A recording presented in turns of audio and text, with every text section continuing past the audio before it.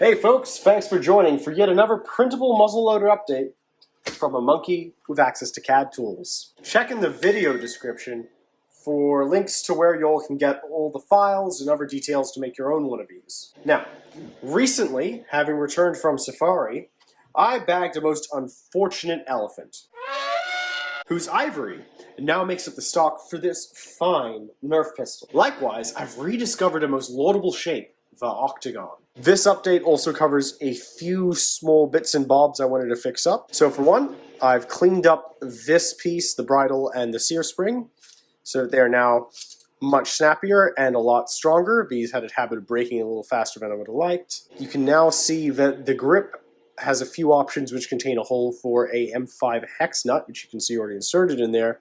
And that means when you screw that into the rest of the blaster, it'll be a lot more secure. There's an update to the core of the stock, which also leaves space for a hex nut.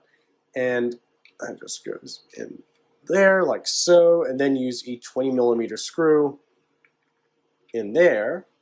And that'll help the trigger guard stay in a lot stronger. So we've now like 6 different barrel styles for these muskets and 3 different stock styles. I've also used this as an opportunity to reorganize all the files in the download as well as the instructions to make things a bit easier to figure out. If you've already purchased the files, again, link in the description, you'll see links to all the updated parts in the instruction spreadsheet, which is also linked below. That's all for now. Hopefully when you hear from me next, I'll be talking about this bad boy.